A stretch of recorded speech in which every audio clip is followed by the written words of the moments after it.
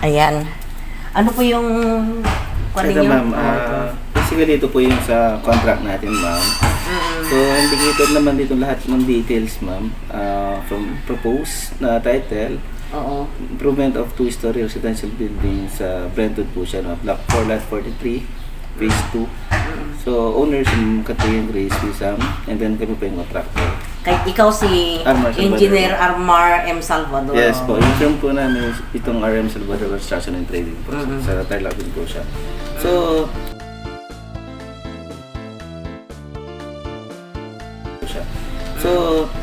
technically ma'am, dito po sa mismong sa contract natin, indicated po yung scope of work dito. So, from layouting hanggang finishing na po siya, hanggang painting po, hanggang matapos po lahat yung bahay. So, tapos na ma'am, yung article 2, yung contract amount din po. So, nakalagay din po dito yung amount nung sa kontrata natin. And then, yung schedule po ng payments. So, ito po yung as agreed upon kay Ma'am Katrina po. Ito po yung napag-usapan namin in terms of payment po kung kailan po. So, nag-agree naman in terms of payment po kung kailan po. So, nag-agree naman po siya. So, tapos yung changes and revision to ma'am, halos minimal lang naman po ito. Kung may changes, separate contract po sila. Or kung may revision po or papa-add po, separate po sila. Pakiulit po. Sa any changes and additional scope of work, Yes po. materials and labor made by The owner will be subjected to additional cost and revision of the total contract amount. Oo, ibig sabihin kung may additional work, additional payment. Ma'am. So at least itong contract natin, itong ma'am, naka-specify lang po siya technically dun sa mismong napag-usapan lang po namin ni ma'am. Pero doon po sa napag-usapan na yon, wala na pong dagdag kung ano po yung usapan na amount. Kaya po wala na po yung dagdag na hanggang matapos po namin yun. And then, meron din po kaming nilagay na 10% retention fee. After the project po yun, ma'am. Yun po yung para at least meron din po kayong safety. Pinanghawak. Kuha na lang tayo sa city hall lang at least safe tayo. Tsaka yun sa amin po, ma'am, firm po talaga yun sa amin. At saka sa inyo hanap buhay talaga. Yes po. Tsaka sa amin po kasi ma'am, meron, as you can see po dun sa mga post din po namin sa Facebook. Dami na rin po ang mga nagawang bahay, ma'am. Nakita ko yung drawing at natuwa naman ako doon. Yes po. Actually yan, ma'am, rendered, hindi pa po siya rendered totally. Draft pa lang po kasi yun. Ngayon, finish ko pa siya para doon sa mga additional na design pa din po. So yun ma'am, dito po, yung contract time namin, naglagay lang po kami ng allowance. Ang target po kasi talaga namin dito is 2 months. 2 months. 2 months. So, naglagay lang po kami ng allowance na 90 days. Yes, ma'am. Para at least meron po tayong spare time para ma-clear out din po namin lahat ng debris and lahat po na marinis na po siya. So, ang actual starting date, yung target po namin by next week Monday po. Kasi this Monday din po ipaprocess ko na po sa City Hall yung mismong permit po natin, ma'am. Yan po. Then yun lang po. Halos yun lang naman po yung coverage ng contract natin. And then, na-notaryo na rin po ito, ma'am, sa attorney po. So, ano ang gagawin ko ngayon dyan? Magpapareceive lang po ako, ma'am. May attachment po kasi tayo dito. Ito po yung yung estimate po natin, ma'am. So, indicated na po dito lahat yung mga materials po natin. Ayan po. At saka po yung ID po namin. Ito po. Balak ko nga sanang magpa-Xerox, may kopya na rin kayo, wag Yes ma'am, ito po sa inyo na po ito, ma'am. Isang set na po. Bali, yung contract po natin, yung bill of materials, and then yung ID po namin dalawa ni Ma'am Katrina. So yung sa plan po niyan, ma'am, kina-finalize ko lang po siya this weekend. Once po na na-submit ko na po kay Ma'am Kat, tsaka naging okay na po sa kanya, doon ko po siya ipiprint, ma'am, and then sa kasunod po na pagkikita natin, bibigyan ko po kayo ng copy po ng drawing po natin. Ano ba ito? Ito po. Sa inyo ngayon, na po.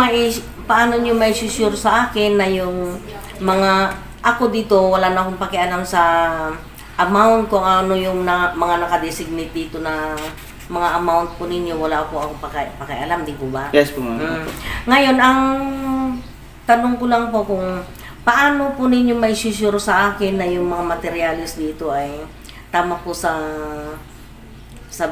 mga ikakabit po Indicated ninyo po dito, doon? ma'am. Makikita niya naman po, Sa ma'am. resibo? Opo. Oh. Actually, makikita niya naman po dito, ma'am, yung, like for example, dito mga 16mm, 12mm, 10mm, tsaka yung mga CHB.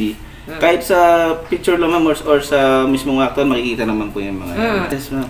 Sa amin, ma'am, rest assured po kasi talaga na kung ano po yung nasa estimate, yun po yung ilalagay namin. Kasi unang-una po kasi yan, ma'am, as an employee po ng City Hall. Pag po kasi nag-inspect po kasi kami, Kayo rin yung tatamaan. Kaya halos lahat po talaga ng ginagawa namin is standard po yung mga materials na At saka marami yung magtitiwala sa akin na tao. Yes po. Kaya number one yan talaga sa isang business yung tiwala. Po, number one po yung ma'am. So, ngayon, ano pa ho ang natin, may papaliwa. About pala doon sa building permit. Yes po. Ano po ang nun? Hawak na rin po ninyo yon. Yes, ma'am. Nakapag-usap na po kami ni Ma'am Kat. Sinasettle ko lang po yung sa plano. After po kasi noon, ipaprocess ko na siya by Monday. So, sabi ko nga po kay Ma'am Kat, kahit yung payment for the building permit, pag na-release na lang po siya. Pag na-release na po yung building permit, kaya doon na lang po. Yung naman ho, paano yan? Yung sa electrical? Ay, yun, ma'am. Paano yun? Covered na po kasi ng owner pag ganun po, ma'am. Yun na po yung nag-a-apply po. Ngayon, ano naman ang gagawin natin pag halimbawa gusto po namin, kayo na rin po yung maglalagay dun sa ano ba tawag dito, yung parang ganun, mga breaker. Ayan po. Kompleto na po yun, ma'am, including panel box po. Kasama na po siya dun, ma'am. Ang mangyayari na lang po kasi dyan, ma'am, kailangan nyo pong pumunta personally dun sa unang-una po sa Bulibag Waterworks po. Okay na po yung sa water namin. Okay na po siya. Naka-apply na. Yung sa electricity na lang ang problema. Ayan po, kailangan nyo po talagang pumuntang in person po kasi.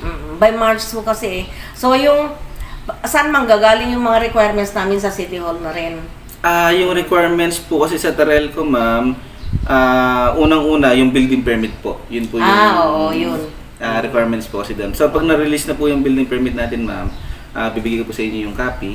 And then yung ibang requirements po sa Tarelco kasi halos mga sa inyo na po usually IDs, mga ganun na lang po. Madali na lang mo yun. Yes po. Yun lang mo yung gusto ko maliwanag.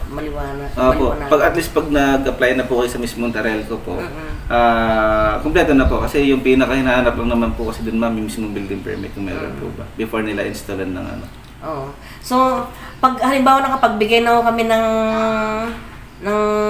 yung paunang bayad ho, kailan mo mag-start yung construction? Indicated po sa contract po natin yun, ma'am. So, ang target po namin is February 12. Or as long as na ma-release po yung building permit natin, dun po tayo mag-i-start po. Doon sa construction ho ninyo, ano mo yung unang-unang ginagawa ho ninyo pagka halimbawa, syempre mag-ukay kayo. Hindi, ma'am. Para mas maganda kasing gawin po talaga dun, layout muna. And then fabrication po nung mga bakal. Tsaka sasabihin na rin po yung pag-ukay, ma'am. Kasi ang ginagawa nung ibang mga construction sa nakikita ko kasi yung katulad niyan kasi yung kantin ko sa Parañaque, halos lahat ng mga nakapaligid doon na monitor ko kung paano sila mag-start ng construction. So nakikita ko doon, pagkatapos nilang magukay, ukay nila yung area na yung tatayuan ng Tapos pagkatapos noon, ini-sprayhan mo nila ng Solignum. Sa inyo po ba kasama meron po tayong soil poisoning din, ma'am. Para less na rin po sa mga pesticides din po. Yun nga yung kuhan, Diyos ko, eto na naman tayo. Anay, tsaka kakainin po yung mga wood. Kaya ang ginagawa po kasi namin, after po kasi mag-ukay, tapos ibabalik na po yung mga lupa, no? Pag tie-beam na po yung ginagawa namin, mostly, doon na po kami mag-spray or magbubuhos ng mga ng pesticide po na. Tumalasan yung lupa, ma'am, kasi dami pong insect sa baba. Lalo niyan sa Brentwood kasi, dating farm yan. Yes po, lalo na po yun, ma'am. No worries, ma'am, pag nag-spray po kami doon, videoan ko na lang po isang ko. Ayan, tama. Para makita niyo rin po na ina-apply po talaga namin yung mga yan. At least magiging rin kayo kasi pag halimbawa, nakita ko naman yung ano, ibibidyo ko rin yun, credit din ho lahat yun sa inyo. Yes, ma'am. di ba? Opo. Actually, yun naman po kasi yung habol din po namin, yung satisfaction po ng customer. Na yung pag nagawa po yung mismong project, yung marutuwa po sila. Hindi po yung...